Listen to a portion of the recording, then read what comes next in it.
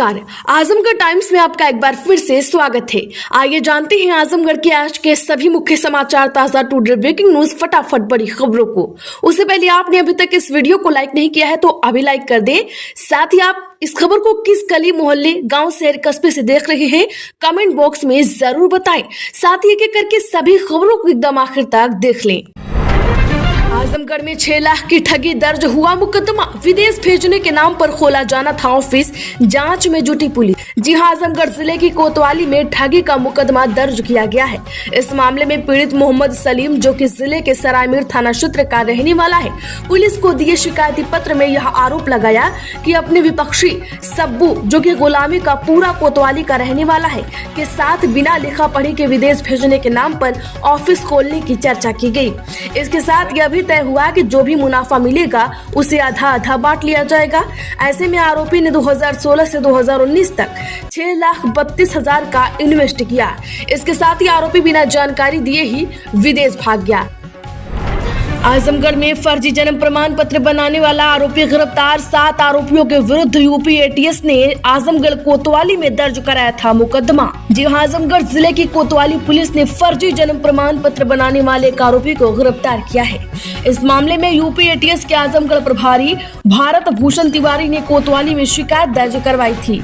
Police को दिए शिकायती पत्र में यह आरोप लगाया था कि सरकारी सिस्टम में सेंधमारी करके ग्राम पंचायत सचिव, नगर पंचायत और स्वास्थ्य विभाग के स्वास्थ्य केंद्रों की भारत सरकार द्वारा निर्मित नागरिक पंजीकरण प्रणाली पोर्टल का अनधिकृत रूप से प्रयोग करके फर्जी तरीके से सरकारी कर्मचारियों के डिजिटल हस्ताक्षर और सरकारी कार्य के लिए आवंटित उनकी आईडी का प्रयोग करके बड़े पैमाने पर फर्जी जन्म प्रमाण पत्र बनाया जा रहा था।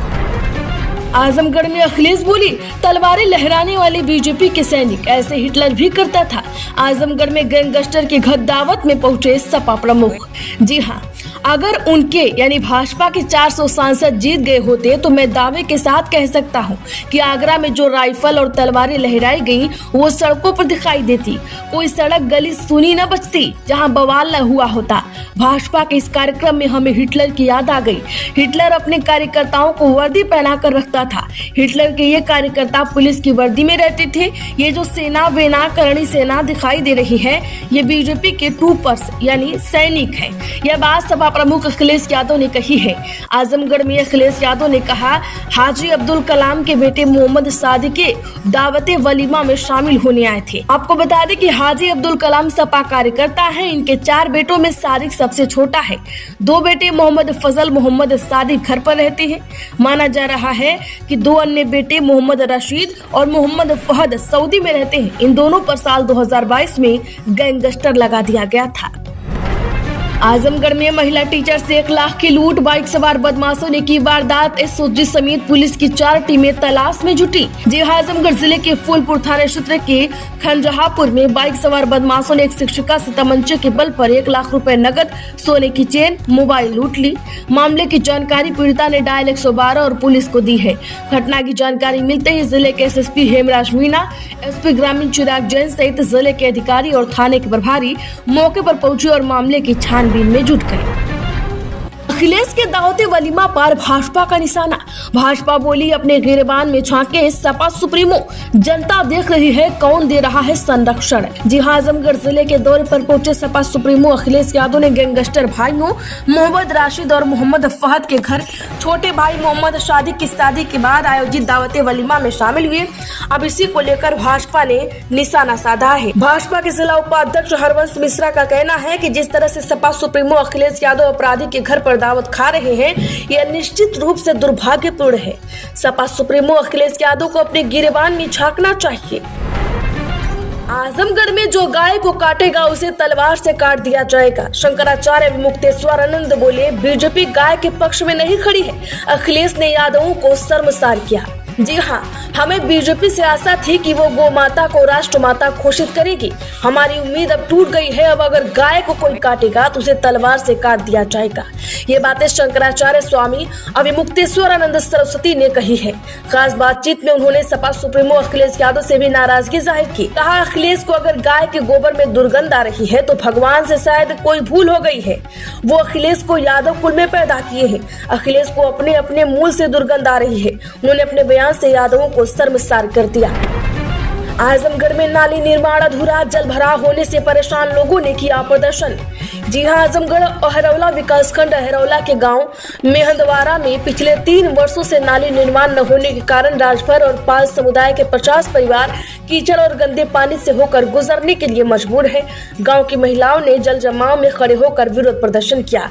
प्रदर्शनकारी महिलाओं में इंद्रावती देवी, संतराजी, हिमरावती, इस्त्रावती, उर्मिला, प्रमीला, शकुंतला आदि शामिल थी। उन्होंने चेतावनी दी है कि यदि नाली निर्माण की समस्या का समाधान नहीं हुआ तो आने वाले दिनों में सैकड़ों ग्रामीण शाहपुर बाजार में हिरौला बुरहानपुर मार्ग पर जाम करेंगे और धरना प्रदर्शन करेंगे। आजमगढ़ में योगी बोले, वक्फ की जमीनों पर मकान बनवाएंगे। लातों के भूत बातों से नहीं मानते, जिसे बांग्लादेश पसंद वो वहां चला जाए। यूपी के सीएम योगी आदित्यनाथ ने कहा है कि वक्फ की जमीनें वापस ली जाएंगी। इन पर अस्पताल, गरीबों के लिए मकान, स्कूल, विश्वविद्यालय बनेंगे। निवेश के लिए लैंड बैंक तैयार होगा। वक्फ कानून के विरोध में बंगाल में हो रहे बवाल पर सीएम ने हरदोई में कहा कि लातों के भूत बातों से नहीं मानते। बवालिया जो है वो डंडे से ही मानेंगे। जिसे बांग्लादेश पसंद है वो बांग्लादेश चला जाए। उन्होंने कहा कि बंगाल जल रहा है, लेकिन वहां के मुख्यमंत्री के साथ साथ सपा और कांग्रेस भी चुप है। आजमगढ़ में करीब 1 दशक से बंद चल रही बस अड्डे की सरकारी कैंटीन अधिक किराया होने के कारण नहीं ले रहा कोई कैंटीन। जी हां, आजमगढ़ में बस अड्डा आजमगढ़ के परिसर में 1 दशक पहले संचालित कैंटीन यानी भोजन प्रतिष्ठान अभी तक नहीं संचालित हो सका। इससे यात्रियों के साथ ही रोडवेज कर्मियों को भी परेशानी होना पड़ रहा है। रोडवेज प्रशासन इस बड़ी समस्या को गंभीरता से नहीं ले रहा।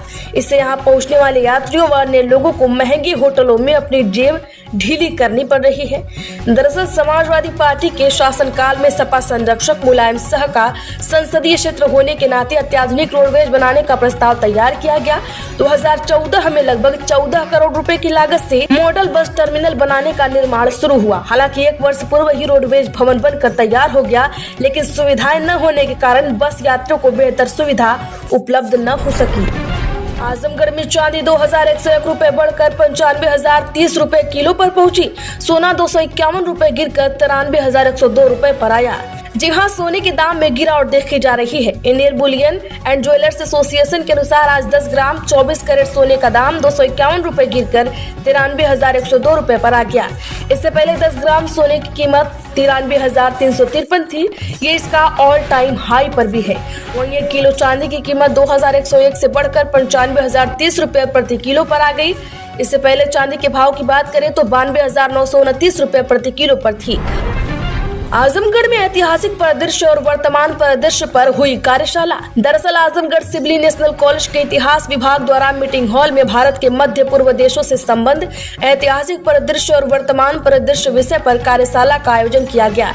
इस दौरान भारत और मध्य पूर्व देशों के बीच प्राचीन काल से लेकर आधुनिक युग तक के ऐतिहासिक, सांस्कृतिक, व्यापारिक और रणनीतिक संबंधों का विस्तृत और गहन विश्लेषण प्रस्तुत किया गया। बता दें कि मौलाना आजाद नेशनल उर्दू विश्वविद्यालय हैदराबाद के इतिहास विभाग के अध्यक्ष प्रोफेसर रफीउल्लाह खान आजमी ने कहा कि प्राचीन काल में भारत के मालाबार, गुजरात और कोंकण तटों से अरब सागर के रास्ते मशाले, रेशम, सोना और अन्य कीमती वस्तुओं का व्यापार होता था। सरकारी नौकरी। केंद्रीय प्रदूषण नियंत्रण बोर्ड में 10वीं 12वीं पास के लिए भर्ती, सैलरी 1.5 लाख से महिलाओं को फीस में छूट। दरअसल भारत सरकार के केंद्रीय प्रदूषण नियंत्रण बोर्ड ने ग्रुप ए, बी और सी कैटेगरी के तहत 60 से ज्यादा पदों पर भर्ती निकाली है। उम्मीदवार ऑफिशियल वेबसाइट cpcb.nic.in पर जाकर आवेदन कर सकते हैं। बता दें कि 2 घंटे की परीक्षा के लिए 1,000 रुपए फीस का भुगतान करना होगा। 1 घंटे की परीक्षा में 500 रुपए फीस देना होगा। SC/ST महिला, एक्स सर्विसमैन को फीस में छूट दी गई है, लेकिन उन्हें 2 घंटे की परीक्षा के लिए 250 रुपए और 1 घंटे की परीक्षा के लिए 150 रुपए फीस देना होगा। आजमगढ़ में खाने पीने की चीजों के दाम में कमी। मार्च में महंगाई 6 साल के निचले स्तर पर 3.34% रही। Retail inflation. जी हां, रिटेल महंगाई घटकर 5 साल 7 महीने के निचले स्तर पर आ गई है। मार्च में ये 3.34% रही। इससे पहले अगस्त 2019 में महंगाई 3.28% पर थी। मार्च से 1 महीने पहले यानी फरवरी में महंगाई 3.61% पर थी। बता दें कि सांख्यिकी मंत्रालय ने आज महंगाई के आंकड़े जारी कर दिए हैं। महंगाई के बास्केट में लगभग 50% योगदान खाने पीने की चीजों का होता है। इसकी महंगाई महीने दर महीने आधार के हिसाब से घटती बढ़ती जा रही है। आजमगढ़ में बैंकों की कार्यशैली से लोगों में रोष। दरअसल रानी की सराय में बैंकों की कार्यशैली से क्षेत्र के लोगों में रोष है। कर्मचारी ग्राहकों से सौतेला व्यवहार कर रहे हैं। ऋण वसूली के नाम पर उपभोक्ताओं का शोषण किया जा रहा है। बैंकों में अब ग्राहकों के भार भी कम हो गए हैं। छोटे ग्राहक सेवा केंद्र से लेन देन कर रहे हैं। SBI की शाखा प्रबंधन से मिलना मुश्किल है। ग्राहकों की समस्या दूर करने के बजाय दूसरे कर्मचारियों के पास भेजा जा रहा है। व्यापार समेत अन्य कार्य के लिए बैंक आए दिन ऋण के लिए प्रोत्साहन दे रहा है। बता दें कि ऋण वसूली के नाम पर बैंकों के कर्मी आए दिन प्रताड़ित कर रहे हैं। वक्फ के बिल के खिलाफ SC में लगाई गई यूपी से याचिका। अलीगढ़ के बसपा नेता की याचिका हुई स्वीकार। बोले इस बिल में मुस्लिमों के हक को मारा जा रहा है। जहां केंद्र सरकार के वक्फ संशोधन बिल के खिलाफ अब अलीगढ़ के बसपा नेता और पूर्व मेयर प्रत्याशी सुप्रीम कोर्ट गए हैं। उन्होंने वक्फ संशोधन बिल के खिलाफ याचिका लगाई है, जिस कोर्ट में स्वीकार कर लिया गया है। अब इस मामले की सुनवाई की जाएगी। सुप्रीम कोर्ट में याचिका स्वीकार होने के बाद उन्होंने इस मामले की जानकारी प्रेस वार्ता करके दी है। आजमगढ़ में बच्चों की तस्करी पर सुप्रीम कोर्ट सख्त। यूपी सरकार को फटकार। इलाहाबाद हाई कोर्ट को भी लपेटा। जहां सुप्रीम कोर्ट ने उत्तर प्रदेश सरकार और इलाहाबाद हाई कोर्ट को बच्चा तस्करी के मामलों को लेकर जमकर फटकार लगाई और कहा कि इन मामलों में किसी भी तरह की लापरवाही बर्दाश्त नहीं की जाएगी। कोर्ट ने सभी राज्यों के हाई कोर्ट के लिए सख्त निर्देश जारी किए हैं कि बच्चा तस्करी से जुड़े मामलों की सुनवाई 6 महीने के अंदर पूरी होनी चाहिए। जस्टिस JB पारदीवाला और जस्टिस महादेवन की बेंच ने साफ किया, अगर किसी अस्पताल से नवजात चोरी या तस्करी होती है तो सबसे पहले उस अस्पताल का लाइसेंस सस्पेंड किया जाएगा। आजमगढ़ में मौसम परिवर्तन के साथ लगातार बुखार पीड़ितों की संख्या हो रही है। जी हां, मेहनगर मौसम परिवर्तन के साथ क्षेत्र में बुखार पीड़ितों की संख्या लगातार बढ़ रही है। इससे मलेरिया और डेंगू के लक्षण वाले मरीजों की तादाद ज्यादा हो रही है। मरीजों में प्लेटलेट्स की कमी हो रही है। प्राइवेट अस्पतालों में मरीजों का तांता लग रहा है। स्वास्थ्य विभाग के पास नाम मात्र की जाँच की व्यवस्था है, वहीं प्राइवेट लैब ही सहारा बने हुए हैं। बता दें कि डेंगू लक्षण के प्रकोप बढ़ने के बाद भी कहीं भी क्षेत्र में मच्छर रोधी दवा का छिड़काव नहीं हुआ है।